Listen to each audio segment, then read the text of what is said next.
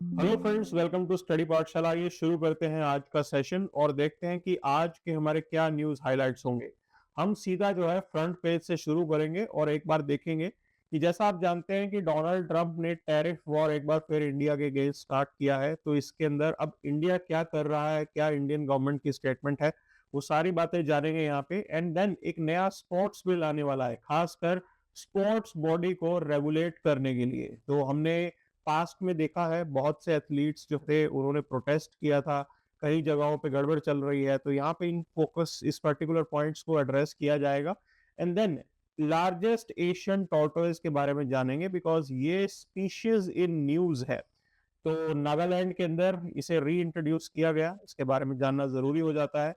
Women in armed force, तो धीरे धीरे आर्मी, एयरफोर्स, नेवी के अंदर वुमेन की प्रेजेंस इंक्रीज हो रही है and it's a good thing. तो हमारे डिफेंस मिनिस्टर की स्टेटमेंट आई है, तो यहाँ पे कुछ एक डेटा आपको मिलेगा। उस डेटा का इस्तेमाल आप मल्टीपल वेज में अपने जीएस के आंसर्स में कर सकते हैं, तो उसको देखेंगे हम लोग। And then India's e waste management किस तरीके से हमें इम्प्रूव करना है। देखिए, हम ई व्हीकल पॉलिसी लेके आ रहे हैं, आपके यहाँ पे जो बैटरीज हैं वो इंक्रीज हो रही हैं। तो उसके बाद जब इतने बड़े स्केल पे आप लोग जो है ई व्हीकल या फिर ई एक तरीके से यूनिट्स पे जा रहे हो, तो वहां पे वो बैटरी का डिस्पोजल जो है वो एक बड़ा सरदर्द बन सकता है। तो we will be looking into this as well.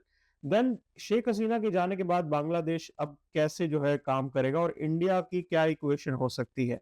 सो इस पर्टिकुलर क्वेश्चन को हम एड्रेस करेंगे। एंड फाइनली इंडियन एयरफोर्स के अंदर जो है फाइटर जेट्स की शॉर्टेज है, मिग 21 रिटायर हो गए हैं और अब इंडिया का क्या फ्यूचर जो है एक्शन होना चाहिए। We will be looking into all these facts and let's start this particular session right from the front page. Okay, तो India hits back as Trump steps up the tariff war. Okay, अब India ने कैसे hit back किया है, देखिए अभी तो सिर्फ जो है एक स्टेटमेंट हमें पता लगी है, ठीक है। अभी कुछ ऐसा नहीं हुआ कि हमने काउंटर टैरिफ लगा दी या कुछ और किया। So we have just made a statement, government ने अपनी तरफ से क्लैरिफिकेशन दिया है कि भाई ये डबल स्टैंडर्ड जो है ये हमारे साथ नहीं चल सकते। Why we are putting up this point of double standards. Okay, so देखिए ये लोग कह रहे हैं कि India is basically buying oil from Russia, है ना। तो अब point is this, it is not just India which is buying, European Union जो है वो भी रशिया से तेल खरीद रहा है, गैस खरीद रहा है। तो आप सिलेक्टिवली इंडिया के वो क्यों ही टारगेट कर सकते हो, ये हमें सवाल देखना है। दूसरी चीज ये है कि इंडियन फॉरेन पॉलिसी का एक बेसिक पॉइंट है, चाहे आप नेहरू की बात कर लो चाहे आप मोदी की बात कर लो, दैट इज स्ट्रेटेजिक ऑटोनॉमी। हम किसी भी हालात में अपनी स्ट्रेटेजिक ऑटोनॉमी पे कॉम्प्रोमाइज नहीं करते हैं। ये हमने पास्ट में भी क्लैरिटी बताई थी इस बात को लेके, और इस बार फिर दोबारा अमेरिका को ये चीज समझानी पड़ेगी। सो ये पूरी कहानी चल रही है। अब इस पूरे खेल के अंदर जो हमें इन पॉइंटेड चीजों पे जाना है वो ये है कि देखिए, टैरिफ 25% उन्होंने लगाया, इसके ऊपर पेनल्टी लगाई because we are getting oil और मिलिट्री परचेजेस फ्रॉम रशिया, ठीक है। आपको पता होना चाहिए S-400 एंटी मिसाइल सिस्टम हमने यहाँ से लिया था। प्लस अगर आप इंडियन डिफेंस की बात करें तो हमारा इंडियन डिफेंस कहीं ना कहीं 60% इक्विपमेंट जो है हम अभी भी रशिया के ऊपर डिपेंडेंट है। Okay, so that is something which is there. और इसके अलावा जो हमें फाइटर जेट्स चाहिए या स्पेयर पार्ट्स जो भी हमें चाहिए होता है वो हम रशिया से ले रहे होते हैं। रीजन क्या है, रशिया के साथ जो डिफेंस डील होती है, एक तो टेक्नोलॉजी ट्रांसफर को लेके कोई प्रॉब्लम नहीं होती, and then they are ready to even invest in India. तो इसके अलावा वो लोग इंडिया के अंदर आके मैन्युफैक्चर करते हैं और इंडिया में ही बेसिकली वहां से एक्सपोर्ट्स करने का भी उनका प्लान होता है। तो AK-203 अभी हमारे यहाँ पे बनने वाली है, आपकी राइफल, तो वो हम एक्सपोर्ट करेंगे और उसके अंदर देखिए हमें कितना बेनिफिट है यहाँ पे। तो ये सारे फायदे हमें कैलकुलेट करने हैं। प्लस अभी जो एट प्रेजेंट आप देखेंगे कि रशियन जो ऑयल हमें मिल रहा है that is at a subsidised rate. Okay, तो सब्सिडाइज्ड रेट कितने पे मिल रहा है भाई, 30% डिस्काउंट पे अगर कोई चीज मिलेगी तो हम क्यों नहीं लेंगे। क्योंकि अगर हम रशियन ऑयल को बंद करके डायरेक्टली वापस जो है सऊदी अरब या किसी और से शुरू करते हैं, ऑटोमेटिकली हमें तकरीबन $10 बिलियन इतना एडिशनल देना पड़ेगा अगर आप वापस, है ना, if we move away from Russian oil जो कि यूएस और बाकी कंट्रीज चाहते हैं। तो $10 बिलियन का नुकसान इंडियन इकोनॉमी को होगा। तो हमने बिल्कुल क्लैरिटी के साथ बताया भाई हमारे लिए तो इंडियन जो कंज्यूमर है वो सबसे ज्यादा जरूरी है। एंड एक मैसेज है यहाँ पे जो हम यूएस को भी देना चाहते हैं कि भाई हमारे लिए स्ट्रेटेजिक ऑटोनॉमी में हम लोग कोई भी नेगोशिएशन नहीं करेंगे। ये तो नेहरू के टाइम से चल रहा है, हमने पास्ट में भी ऐसा किया था। ट्रम्प कुछ मर्जी कर ले, ट्रम्प बेसिकली पाकिस्तान कार्ड खेलना चाहता है हमारे साथ, है ना। तो अभी ये भी न्यूज चल रही थी कि ट्रम्प जो है वो पाकिस्तान में विजिट करेंगे।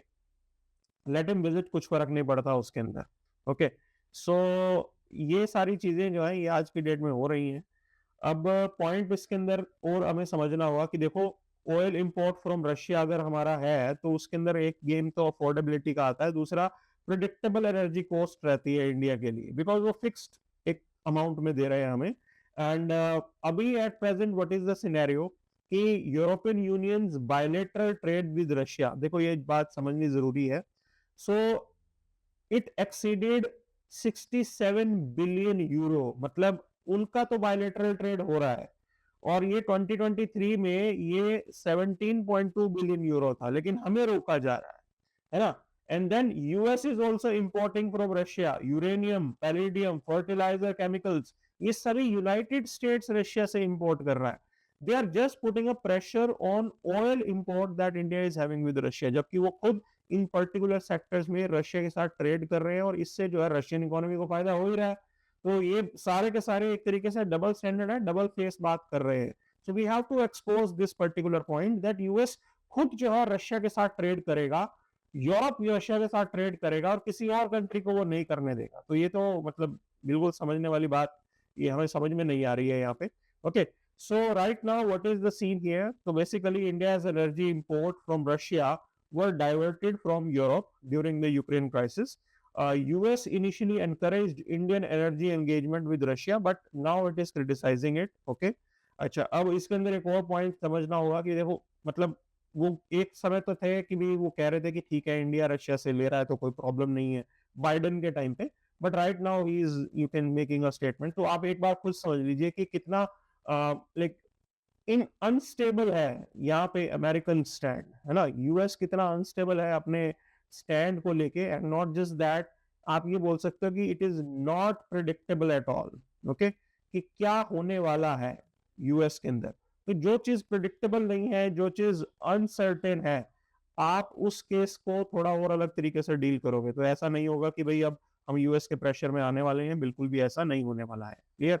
तो इसका इम्पैक्ट जरूर हम पे पड़ेगा। 25% टैरिफ इंडिया को डिसएडवांटेजियस पोजीशन में डालता है, specially against Vietnam, Indonesia, Mexico, Philippines. अब इसका असर जो है आपको टेक्सटाइल इंडस्ट्री के ऊपर देखने को मिलेगा, and not just that, pharma में भी इसका असर देखने को मिल सकता है। Okay, so these are the two major sectors जिसके अंदर काफी इम्पैक्ट आएगा यहाँ पे। फिर अभी our minister is saying they are studying the implication and accordingly they will take a call. India के इंटरेस्ट को प्रोटेक्ट करना यहाँ पे सबसे ज्यादा जरूरी है। India's total trade with Russia exceed the trade volume of US and Europe in energy, fertilizer and other sectors. Okay, और एक स्टेटमेंट हमारे यहाँ पे कल ट्विटर पे चल रही थी कि गवर्नमेंट ऑफ इंडिया ने क्लैरिफाई किया है कि oil purchase from Russia will go as it is. Okay, तो रशिया से हमारा ऑयल परचेज चलता रहेगा, उसके अंदर कोई भी चीज कहीं पे भी कोई रुकावट नहीं आएगी, बिल्कुल क्लैरिटी के साथ हमने बता दी है। ठीक है, अच्छा, यूरोप खुद जो है लिक्विफाइड नेचुरल गैस इंपोर्ट कर रहा है और वहां पे जो है कोई भी अमेरिकन या कुछ भी कोई स्टेटमेंट आती ही नहीं है ना। तो ये बिल्कुल क्लियर है भाई, our government is committed to the energy security of this country, that is supreme. हमें अपना बेस्ट जो है, अपने बेस्ट के लिए काम करना होगा आपको। We are not there as a you can say second hand partner of United States, और हम कहीं से किसी से डिक्टेशन में नहीं लेते कि हमारी फॉरेन पॉलिसी हमें कैसे चलानी। सो this is how it is. तो एक बड़ा सवाल यहाँ पे आता है कि क्या अब इंडिया अपनी सोवरेनिटी, क्योंकि एक तरीके से अगर हम प्रेशर के नीचे आ जाते हैं तो एक ये सोवरेनिटी में भी कॉम्प्रोमाइज होगा कि आप किसी के प्रेशर में आके अपने फॉरेन पॉलिसी के डिसीजन ले रहे हो, वो चीज हम बिल्कुल भी नहीं होने देंगे। So this is what has been the point. आगे चलते हैं, तो नया एक स्पोर्ट्स बिल यहाँ पे आने वाला है, तो बेसिकली उसको लेकर डिस्कशन भी होंगे, है ना। तो ये एक आर्टिकल है यहाँ पे, opposition disrupt Lok Sabha demands discussion on sir, और इसी के अंदर नीचे जो है आपको दिखेगा कि एक पॉइंट यहाँ पे डाला गया कि स्पोर्ट्स बिल की बात की गई है। सो अब देखो, ये जो डिसरप्शन की टेक्निक होती है, जितना भी ये डिसरप्शन से चलता है उसका नुकसान क्या होता है, जो इंपॉर्टेंट बिल्स होते हैं वो आपके डिस्कस नहीं होते। तो that becomes a problem here. अब एक पॉइंट जो इसके अंदर समझना है हमारे एग्जाम पॉइंट ऑफ व्यू से, तो हमें ये आइडिया होना चाहिए कि ये स्पोर्ट्स बिल में ऐसा क्या होने वाला है। So this is titled as National Sports Governance Bill. So basically अगर आप देखेंगे तो स्पोर्ट्स बॉडीज जो हमारे यहाँ पे चलती हैं, ओके, उनकी परफॉर्मेंस के ऊपर काफी जो है डाउट रेज किया गया था। और हमने देखा था कि प्रोटेस्ट वगैरह भी हुए थे। Protest were related to the Wrestling Federation of India. Okay, Wrestling Federation की बात कर लीजिए, चाहे आप बॉक्सिंग की बात कर लीजिए, सब जगह जो है कहीं ना कहीं डाउट्स और प्रॉब्लम्स जो है हमने देखी हैं। ना one has to understand this thing है। अब ये पूरा मामला क्या है, देखिए हमारे यहाँ पे जो स्पोर्ट्स बॉडीज है इसमें होती है बहुत जोरों शोरों से पॉलिटिक्स। ओके, तो जो पॉलिटिकल प्लेयर्स होते हैं, है ना, पॉलिटिशियंस, वो काफी अट्रैक्ट होते हैं इस तरफ कि इसके मैनेजमेंट में हम जो है वो जाएंगे। And reason being this is, ये उनको पब्लिसिटी देती है। तो इसीलिए आपको दिखेगा कि आपको क्रिकेट के अंदर भी पॉलिटिशियंस नजर आ जाएंगे। जयेश शाह, है ना, he is there in this cricket body, वहां पे भी नजर आ जाएंगे आपको। बाकी जो हमारी स्पोर्ट्स बॉडीज है उसमें बिल्कुल ये एक्टिवली नजर आते ही आते हैं। अब point is this, we have to regulate all these activities और मेक श्योर करना है कि ग्लोबल बेस्ट स्टैंडर्ड पे हो।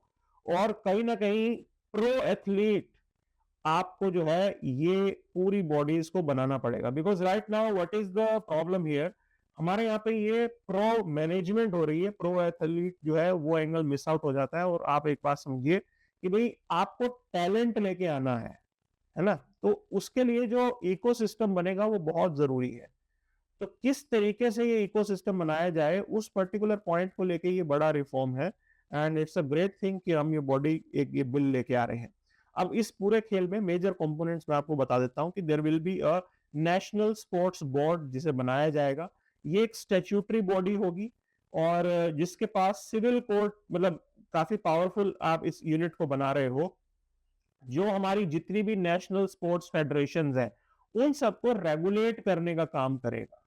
सारी नेशनल स्पोर्ट्स फेडरेशन इस पर्टिकुलर नेशनल स्पोर्ट्स बोर्ड के अंडर आके रजिस्टर होंगी और ये बोर्ड उनको रेगुलेट करेगा।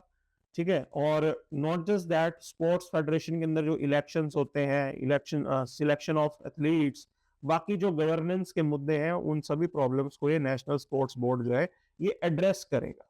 ठीक, अच्छा, अब इतना हो गया। अब एक नेशनल स्पोर्ट्स ट्रिब्यूनल बनाया जाएगा। मतलब स्पोर्ट्स से रिलेटेड कोई डिस्प्यूट हो तो एक ट्रिब्यूनल होगा जहां पे आप जा सकते हो, जिसके पास सिविल कोर्ट की पावर है। और उस पर्टिकुलर ट्रिब्यूनल के बाद आप डायरेक्टली हाई सुप्रीम कोर्ट में जाके जो है अपील करोगे। वहां से सीधी अपील सुप्रीम कोर्ट में होगी। एंड दिस यू कैन से ट्रिब्यूनल इज इंपॉर्टेंट, क्योंकि हमने कई जगह कई बार देखा है कि सिलेक्शन प्रोसेस के अंदर जो है गड़बड़ हो जाती है और उसके बाद जो है वो केस चलते हैं। ओके, एंड सुप्रीम कोर्ट का बर्डन थोड़ा हमें हल्का करना है, that's why this particular tribunal is important. तो इंटरनेशनली जो है ये मॉडल ऑलरेडी फॉलो किया जाता है and we are just you can say replicating that in India. अब एक और बड़ा चेंज है कि एडमिनिस्ट्रेटर की जो एज लिमिट है that has been increase to 75 और tenures abolished to promote experience, है ना। मतलब ये 75 कर दिया है, इससे पहले टेन्योर सिस्टम होता था। अब क्या होगा कि अगर कोई एक्सपीरियंस्ड पर्सन है जो इसको अच्छे से चला रहा है तो 75 ईयर्स तक इसको मैनेज करते रहे। So that will be a great thing. Not just that, BCCI is also going to come under this law.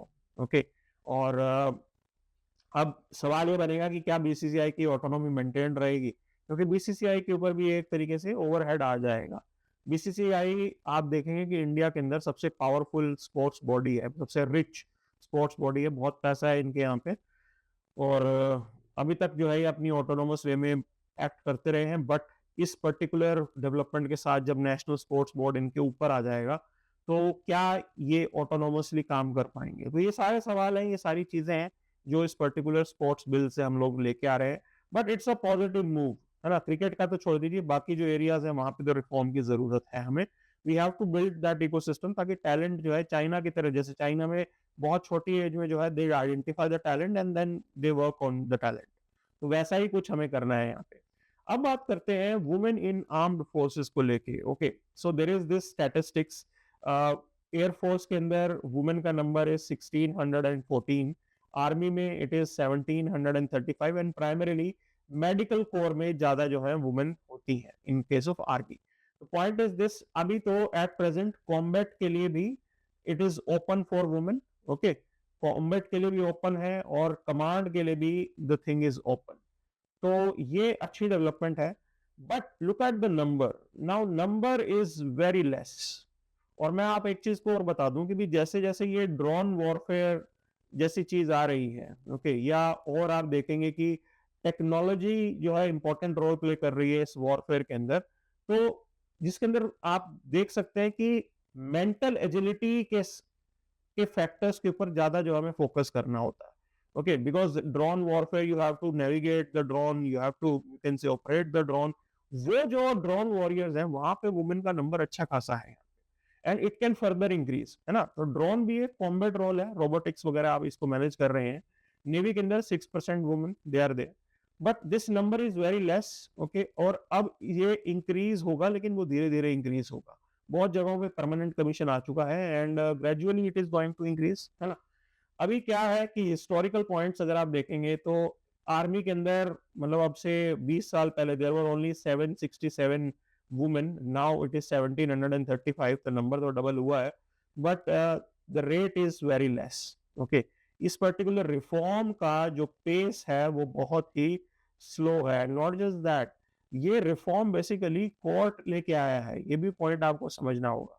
तो ये विलिंगली हमारे फोर्सेस में खुद ब खुद नहीं आए हैं, ये बेसिकली आपके जो है कोर्ट्स ने ये सारे के सारी चीजें फैसिलिटेट की हैं। तो आर्मी में at present 12 branches are open to women including the combat roles. Navy के अंदर all branches don't include submarine but open to women, okay, submarine छोड़ के बाकी ब्रांचेस वुमेन के लिए ओपन है। एयरफोर्स के अंदर all branches are available for women. So this is the key point जो हमें समझना है। देखिए आप इसका इस्तेमाल क्या करेंगे, मान लीजिए कोई आप ऐसे लिख रहे हैं, तो इन योर ऐसे यू कैन यूज दिस। कोई आपके यहाँ पे जेंडर एम्पावरमेंट पे क्वेश्चन आता है तो you can address that, and not just that, there can be a force specific question as well, okay. वो आर्म्ड फोर्स के ऊपर डायरेक्टली क्वेश्चन भी आ सकता है, तो उसको आप एड्रेस कर सकते हो विद दिस पर्टिकुलर डेटा। और डेटा इंपॉर्टेंट रोल प्ले करता है, वही हमें यहाँ पे पता लग रहा है। क्लियर? अब आप इस चीज के अंदर देखिए कि वुमेन के रोल को तो हम एक्सपेंड कर रहे हैं। इंस्पिरेशन पॉइंट ऑफ व्यू से देखेंगे तो रिसेंटली जो प्रेस कॉन्फ्रेंसेस हो रही थी ऑपरेशन सिंदूर के दौरान, तो colonel Sofia Qureshi, wing commander Vyomika Singh, they symbolises the success and women का जो प्रेजेंस है वो इंक्रीज हो रहा है यहाँ पे, ओके। अभी एट प्रेजेंट हम चीजों को जेंडर न्यूट्रल लेके जा रहे हैं और कई लोगों में डिमांड होती है कि भाई पैरा में भी आप वुमेन को अलाउ करेंगे।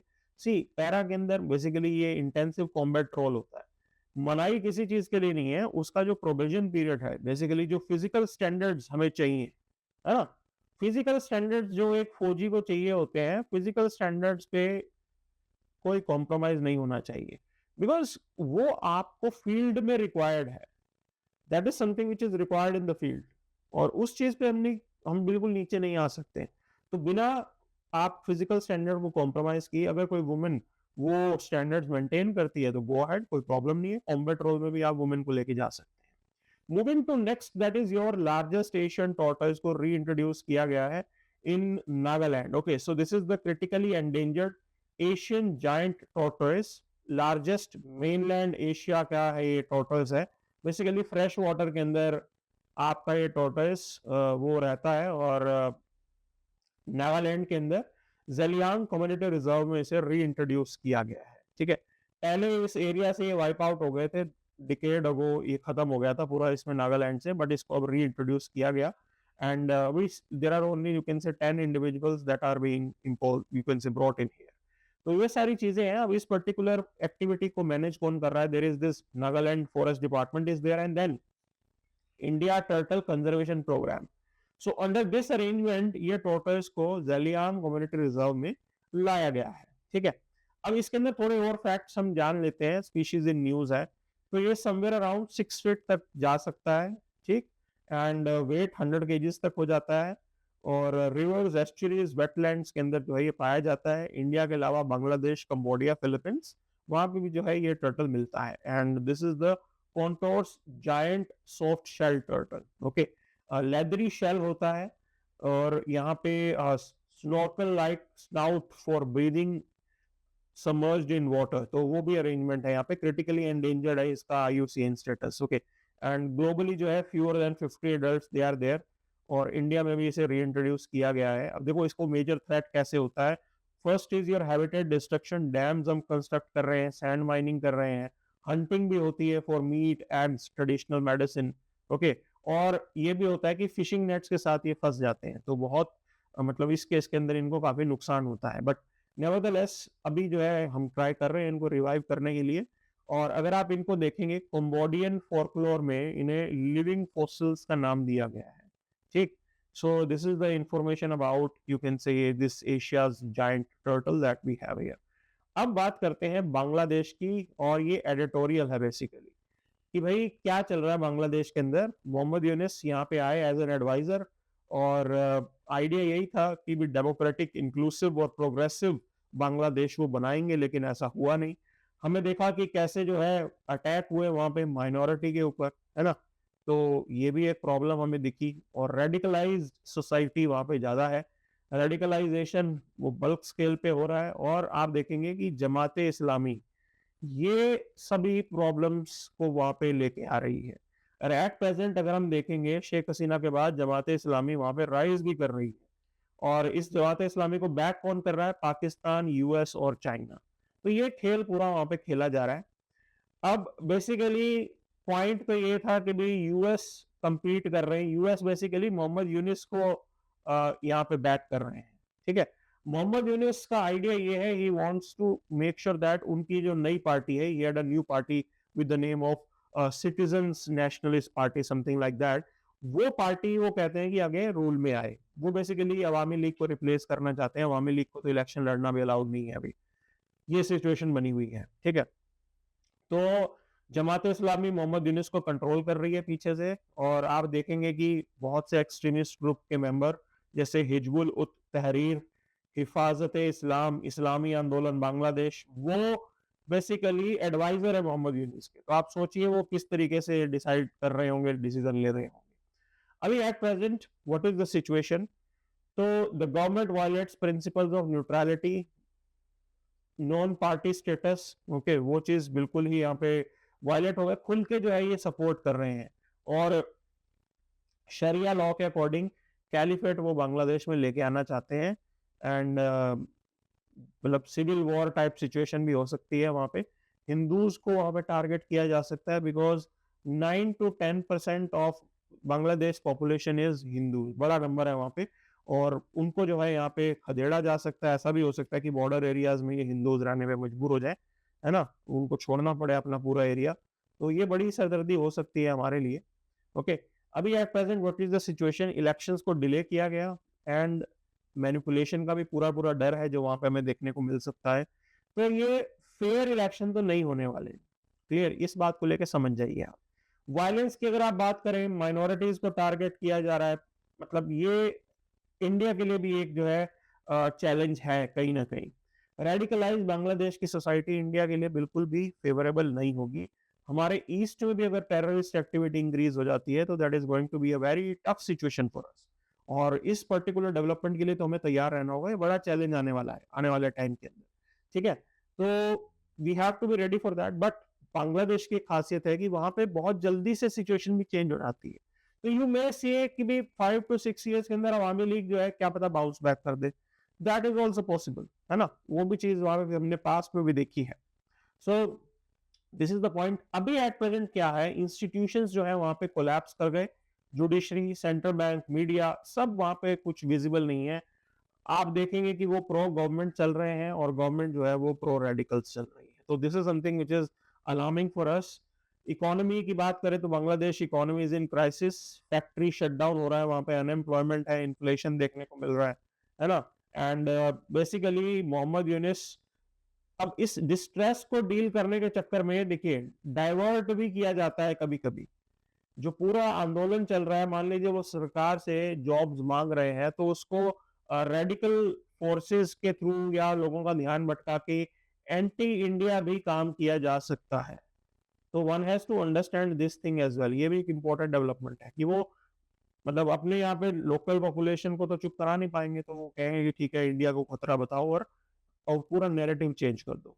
That's a big challenge, because उसका कॉन्सिक्वेंस क्या होगा ना कि फ्यूचर में जो हमने अभी तक अपने गुड इक्वेशंस को इम्प्रूव किया था, जो बनाई थी हमने पूरी की पूरी अंडरस्टैंडिंग, वो कहीं ना कहीं डिस्ट्रॉय हो जाएगी। Okay, so that is something one has to सी।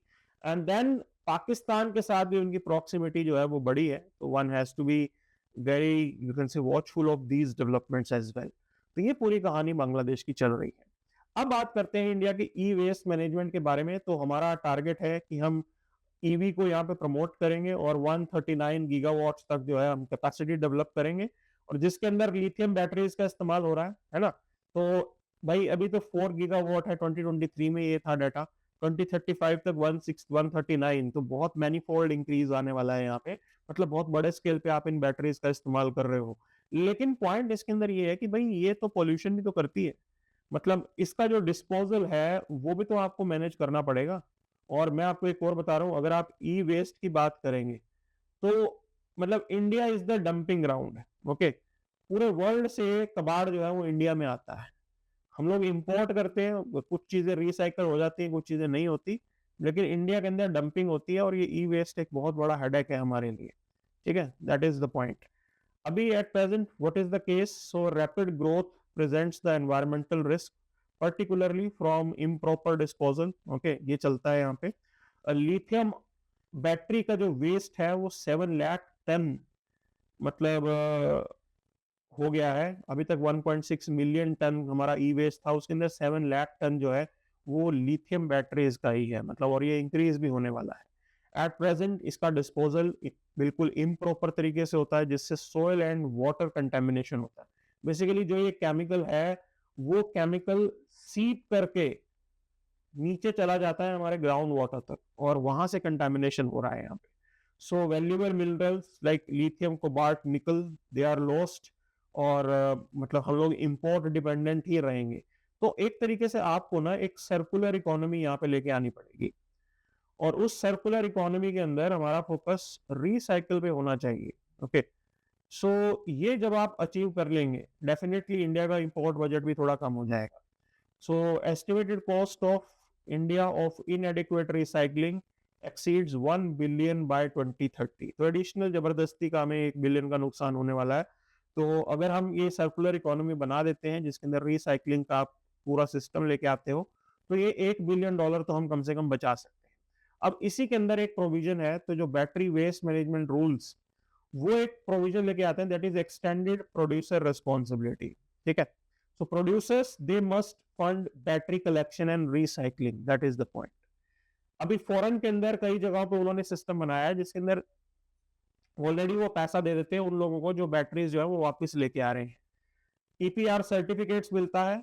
ठीक है, जो रिसाइकलर है he can earn these certificate bye recycling the target, है ना। एक आप फ्लोर प्राइस डिसाइड करो, उसके बेस पे आप जो भी रिसाइकलर बनना चाहता है, जो इसको एज अ बिजनेस एंटिटी देखता है, उसको भी फायदा होना चाहिए। That is something that we are talking about. ठीक है, सरकार अपनी तरफ से एक फ्लोर प्राइस दे कि भाई मिनिमम इतने पैसे में हम तुम्हारी बैटरी, तुम्हें इस बैटरी का मिलेगा।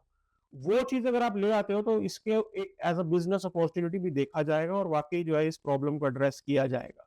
प्रेजेंटली जो फ्लोर प्राइस है वो बहुत कम है, गवर्नमेंट की तरफ से कुछ खास पैसा नहीं मिलता है ना, and does not fully cover the cost of proper recycling.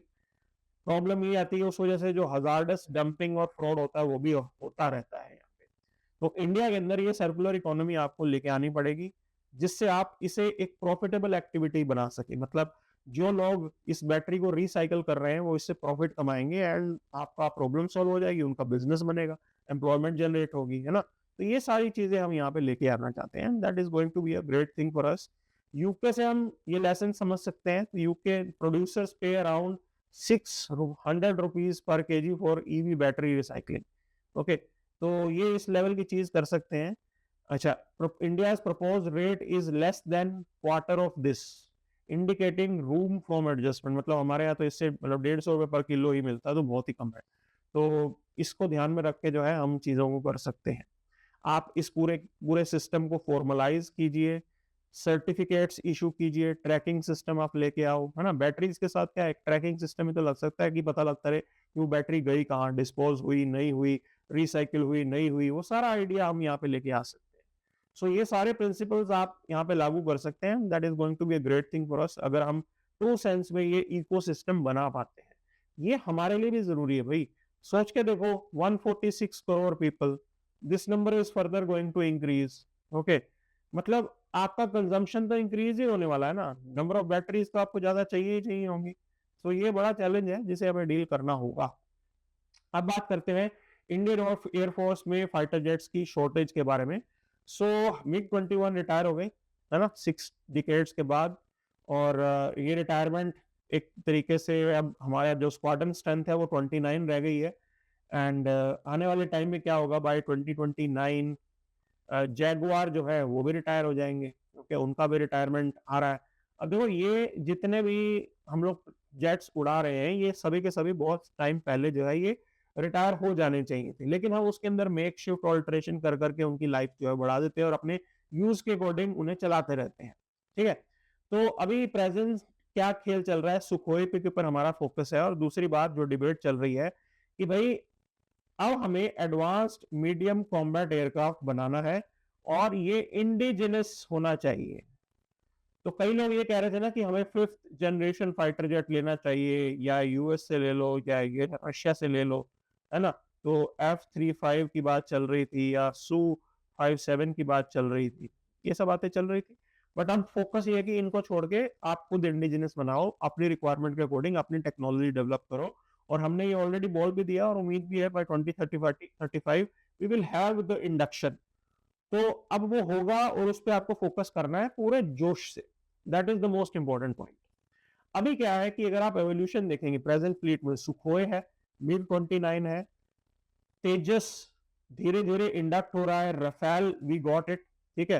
And 2026 तक जो तेजस मार्क 2 है वो भी हमारे यहाँ इंडक्ट हो जाएगा, जो इंप्रूवमेंट है एक तरीके से। और 5th जनरेशन फाइटर जेट्स जो है हम ऑलरेडी कंसिडर कर रहे हैं, बट अभी तो रूल आउट कर दिया और अब आपका फोकस आपका खुद इंडिजिनस डेवलपमेंट पे है। अभी पॉइंट क्या है कि देखिए, एलसीए जो तेजस का प्रोग्राम था वो भी बहुत लेट चल रहा है और हमें सबसे बड़ी प्रॉब्लम ये है कि हम इसका इंजन नहीं बना पाए हैं, वो हमें इंपोर्ट करना पड़ता है, रशिया से आपको लेना पड़ता है, यूएस की जनरल इलेक्ट्रिकल्स उनसे आप इंजन मंगा रहे हो। तेजस का भी इंजन बाहर से ही आ रहा है ना। तो ये एक चैलेंज है जो हमें देखना है, मतलब आपके सेल्फ रिलायंस में ये एक सरदर्दी है, क्योंकि जैसे अभी डिले हुआ इस इंजन की यू कैन से अवेलेबिलिटी में, तो फ्यूचर में भी ये जो है इंजन की अवेलेबिलिटी में डिले हो सकता है। वहां पे एक चैलेंजिंग सिचुएशन होगा इंडिया के लिए। तो this is something that one has to be watchful of. अब पॉइंट ये है कि ये फ्यूचर आपका advance main Indian combat aircraft आप खुद इंडिया में डेवलप करना चाहते हैं, बिल्कुल, that is the most important point. 5th generation fighter jet को लेके हम लोग नेगोशिएशन कर सकते हैं, अभी तो गवर्नमेंट नहीं कर रही है, बट कर सकते हैं if it is made available to us at a India friendly deal, अगर कहीं पे होती है तो ये पॉइंट है यहाँ पे।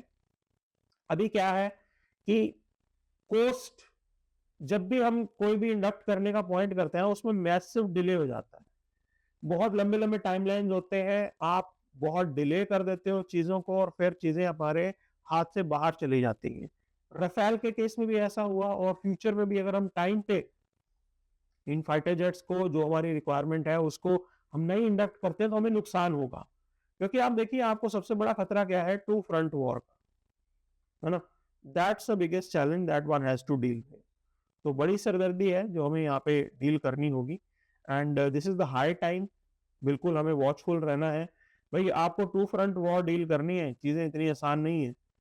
दोनों ही पाकिस्तान और चाइना साथ में मिलकर हमला करेंगे तो आप बिल्कुल डिफिकल्ट सिचुएशन में आ जाओगे। So that has been the key point and other than this there is nothing much, कुछ खास नहीं यहाँ पे। Okay, directly will move to the, अच्छा अभी एक और यहाँ पे चीजें देखिए आप, पोल्यूशन कंट्रोल बोर्ड की पावर को इंक्रीज कर दिया है सुप्रीम कोर्ट ने। प्रॉब्लम यही आती है ना भाई, जो भी हमें रिलीफ मिल रहा है वो रिलीफ आपको कोर्ट से मिल रहा है। अब ये कोर्ट अगर देती है तो इसको बोलते हैं कि भाई जुडिशियल एक्टिविज्म है। क्यों ना हो भाई जुडिशियल एक्टिविज्म, जब लेजिस्लेचर ठीक से काम कर नहीं रहा तो ये पब्लिक की रिक्वायरमेंट है आज की डेट में, है ना। We are required to have this thing, मजबूर है हम इस पर्टिकुलर चीज को लेके। Okay, so that has been the point. अब इसके अलावा अगर आप देखेंगे तो वी हैव कवर्ड दिस। ठीक, तो Independence Day invites this year to feature Chenab Bridge Operation Sindoor. तो बढ़िया है, हम उन चीज़ों को फेलिसिटेट कर रहे हैं और सेलिब्रेट कर रहे हैं, बहुत बढ़िया चीज़ है ये। Okay, so we have covered this, इसको हमने कवर कर दिया है यहाँ पे, and this is also has been covered. चलिए, मेजर चीज़ें कवर कर ली हैं। अब यहाँ पे हम बात करते हैं, that is your international page. अब देखो, मैं पहले भी बता रहा था कि स्ट्रेटेजिक ऑटोनॉमी जो है ये हमारे लिए इम्पोर्टेंट है, और अब हमें जहाँ जरूरत पड़ेगी हम रिस्ट्रिक्शंस जो है वो लगाएंगे, क्योंकि आपको इंडियन एग्री जो हमारे यहाँ पे फार्मर्स हैं उनका इंटरेस्ट देखना है, हमारी एमएसएमई का इंटरेस्ट देखना है ना। And not just that, like import की अगर आप बात करोगे तो भाई रशिया से तो हम इंपोर्ट करेंगे ही करेंगे। सो हमें सब्सिडाइज रेट पे मिल रहा है ये oil, and we are realistic on this point. देखो, अमेरिका के ऊपर कोई ट्रस्ट नहीं करता, अमेरिका सिर्फ अपने इंटरेस्ट से काम करता है, उसके जब चीजें फेवर में होती हैं तो वो वैसे ही डिसीजन लेगा। तो आप भी अपने फेवर के हिसाब से चलिए। So that is something we have to calculate, and accordingly we can take a call. तो ऐसे डिक्टेशन से बात नहीं बनती है। अगर आप, if you see yourself as a super power, देखिए यूरोप के अंदर भी countries they are not caring about American this thing, sanctions and all, सब लोग अपने अपने हिसाब से चल रहे हैं। So this is something that we have for today's class. Then stay tuned, stay connected. Thank you very much.